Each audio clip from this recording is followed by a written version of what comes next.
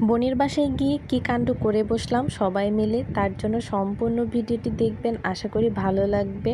তো হুট করে চলে এসেছি আমার বড় বোনের বাসায়। আর বড় বোনের বাসায় এখানে 3তলা 4তলার কাজ চলছিল, তো সেটাই দেখার জন্য আমি এবং আমার এইটা হচ্ছে আমার খালাতো বোন, দুইজন মিলে 3তলার ছাদে উঠে গিয়েছিলাম দেখার জন্য যে কেমন হয়েছে। তো দেখতে গিয়ে রুমের ভিতরে ঢুকে দেখি এ পরিমাণে জাম ধরে রয়েছে জানালার সাথে।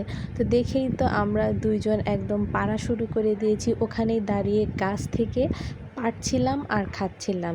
এইটার যে ভাই কী যে একটা ফিলিংস, সেটা বলে বোঝানোর মতো না। যে গাছ থেকে পেড়ে যখন সরাসরি ফলটা খাওয়া হয়, এইটার মতো হয়তো আনন্দের কিচ্ছু নেই আমার কাছে। এটা তো বেশ ভালো লাগে। দেখুন জামগুলো কত সুন্দর, আর দূরে তো আরও বেশি পরিমাণে ধরে রয়েছে। যেহেতু ওগুলো হাতের কাছে নেই, তাই হাতের কাছ দিয়ে আমরা যতটুকু পাচ্ছিলাম নাগালে ঠিক ততগুলোই পাচ্ছিলাম আর খাচ্ছিলাম। বেশ কিছু পেড়েও নিয়ে এসেছিলাম আমার শাশুড়ির জন্য। আমার শাশুড়িও জাম খেতে অনেক পছন্দ করে।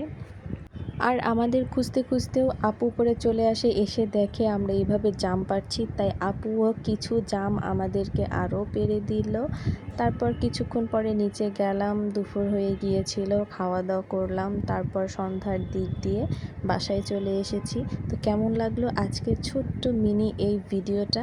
ভালো লাগলে অবশ্যই কমেন্টে বলবেন। আজকের মতো এখানেই বিদায়, খোদাফেজ।